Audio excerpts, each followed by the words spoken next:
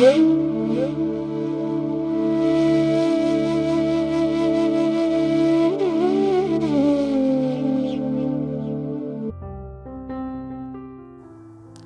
मात्रे नमः। आप सभी साधकों का स्वागत है। आज के सत्संग में हम बात करेंगे मंत्र जाप क्या है, मंत्र जाप करने से आप किस देवता के लोक में जाओगे और लॉ ऑफ अट्रैक्शन क्या है। प्राचीन भारत के ऋषि मुनियों ने अपने अनेक ग्रंथों में मंत्र जाप की महिमा का वर्णन किया है। मंत्र का मतलब है मन को जो तारता है, या हम कह सकते हैं कि जो हमें इस भवबंधन से छुटकारा देता है। अब हम जान लेते हैं कि मंत्र जाप क्या है। हमारे ऋषि मुनि हमारे भारत के साइंटिस्ट थे।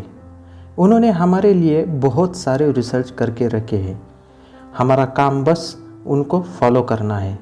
लेकिन कुछ लोग समझते होंगे कि जो उन्होंने रिसर्च की है हम उनका अनुसरण नहीं कर सकते, या वे कहेंगे कि उस रिसर्च का कोई प्रूफ नहीं है। हाँ, ज़रूर हम उनकी दी हुई शिक्षा ग्रहण नहीं कर सकते, क्योंकि हम इस धरती पर वासनाओं के चक्कर में फंसे हैं और हमारी उतनी योग्यता नहीं है ताकि हम हमारे इस शरीर में बसे हुए कान आँख से वो एक्सपीरियंस नहीं कर सकते। वे जानते थे कि कलयुग का मानव या कोई भी साधारण मानव उनके कथन पर आसानी से विश्वास नहीं करेगा। इसीलिए उन्होंने उस एक्सपीरियंस को सब लोग भी एक्सपीरियंस कर सके, इसलिए मंत्रों की खोज की, ताकि कम से कम मंत्र जाप करने से सारे लोग उस तत्व को जान ले जो उन्होंने जान लिया था। किसी शब्द को बार बार बोलना या उसका जाप करना, उससे मंत्र जाप कहते हैं।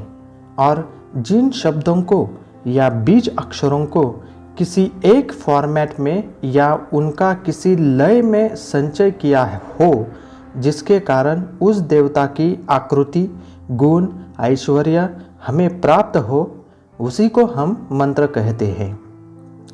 तो चलिए हम अब जानते हैं कि मंत्र जाप करने से आप किस देवता के लोक में जाओगे और लॉ ऑफ अट्रैक्शन क्या है।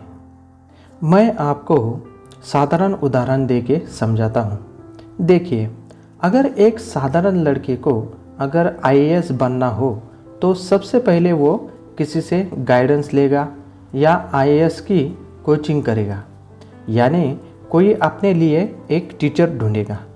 इसी तरह से अगर किसी को विष्णु भगवान बनना है या विष्णु भगवान के धाम जाना है तो उसे किसी ऐसे आत्म साक्षात्कारी गुरु की खोज करनी होगी जो विष्णु भगवान के परम भक्त हैं। उनसे उस व्यक्ति को दीक्षा लेनी होगी। दीक्षा के टाइम गुरुदेव आपकी आत्मा का कनेक्शन डायरेक्ट विष्णु भगवान से कर दे देंगे, ताकि जब जब आप उनका मंत्र जाप करेंगे तब आपकी प्रार्थना उन तक यानी विष्णु भगवान तक पहुंच सके। अब उस साधारण लड़के ने कोचिंग ख़त्म कर ली। अब उसका काम बनता है कि जो भी उसने क्लास में सीखा है उसी हिसाब से अपनी हर रोज़ पढ़ाई करे। इसी तरह से साधक ने विष्णु भगवान मंत्र की दीक्षा लेने के बाद अब उसका काम है हर रोज़ उस मंत्र का जैसे गुरुजी ने बताया है वैसे उसका जाप करे, मेडिटेशन करे। अब आगे वो लड़का एग्ज़ाम देने में सक्षम होगा और गवर्नमेंट की आईएएस एग्ज़ाम देगा। अगर उसने अच्छी पढ़ाई की हो तो वो पास होकर आईएएस बन जाएगा, या कम मार्क्स मिलने पर फेल होगा, या उससे नीचे की पोस्ट भी मिल सकती है उसे।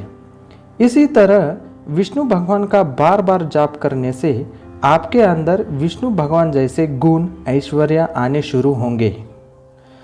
तब विष्णु भगवान या उनके पार्षद आपकी एग्ज़ाम लेंगे, आपकी परीक्षा लेंगे।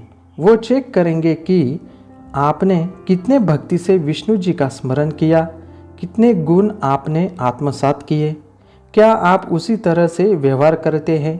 क्या आपका मन, चित्त और बुद्धि शुद्ध हुए हैं? क्या आपका सूक्ष्म शरीर विष्णु भगवान जैसा बना है या नहीं? ये सारा कुछ चेक करेंगे और उसी के हिसाब से तय होगा कि क्या आप विष्णु जी के पार्षद बन पाएंगे या नहीं।